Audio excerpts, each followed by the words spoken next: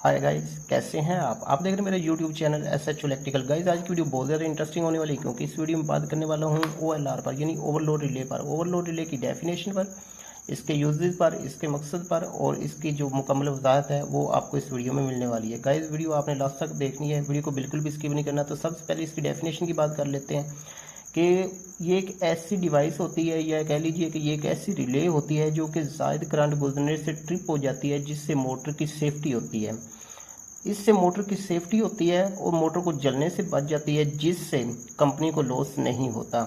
ये EOCR, यानी ये जो ऊपर लिखा हुआ है EOCR, electronic over current relay, ये इस चीज़ का एब्रीविएशन है। ये इसके दो पॉइंट होते हैं, A1 और A2। A1 और A2 दोनों सप्लाई के लिए यूज़ होते हैं। इसको हम सिंगल फेज सप्लाई प्रोवाइड करते हैं। और ये जो A1 होता है, ये इस पे हम न्यूट्रल प्रोवाइड करते हैं, और A2 पर हम जो है फेज प्रोवाइड करते हैं। और ये जो इसको सिंगल फेज सप्लाई प्रोवाइड करते हैं, और ये ऊपर साइन वेव का सिंपल बना हुआ भी है। इसके ये जो पॉइंट है 95 और 96, ये यानी नॉर्मली क्लोज पॉइंट होते हैं, और ये 95 और 98 जो होते हैं ये NO पॉइंट होते हैं, यानी ये नॉर्मली ओपन पॉइंट होते हैं। तो गाइस ये जो ऊपर डी टाइम लिखा हुआ है ये है डिले टाइम, यानी इसको सप्लाई मिलने के बाद ये कितने सेकंड बाद ऑपरेट होगी, और ये सेकंड में होती है। और इसके साथ ये S लिखा हुआ भी है, यानी ये इसका S का मतलब है सेकंड। तो गाइस अब इस ऑप्शन की बात कर लेते हैं।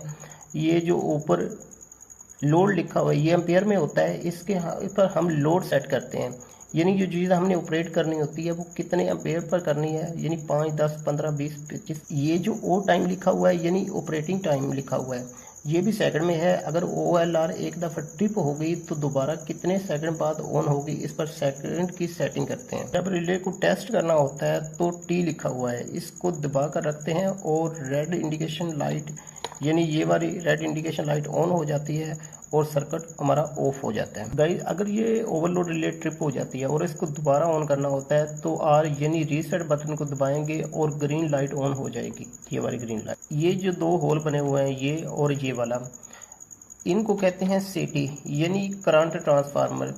इनमें से कोई से भी दो फेज़ों को गुजारते हैं, और अगर सेटिंग से ज़ायद करंट गुजरती है तो ये OLR यानी ओवरलोड रिले को ट्रिप करा देते हैं, जिससे हमारी मोटर की जो होती है वो सेफ्टी होती है। टिपिकल वायरिंग ऑफ EOCR यानी इलेक्ट्रॉनिक ओवर करंट रिले की ये जो इंटरनल सर्किट डायग्राम होती है वो कुछ इस तरह से होती है।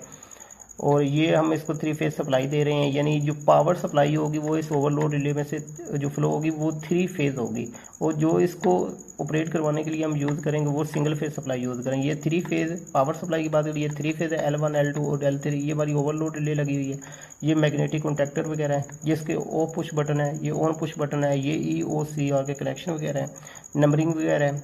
और ये यानी A1, A2 कॉइल 95, 96 और 98 पॉइंट ये वाले, और ये जो है ये मोटर के ये सिंबल है।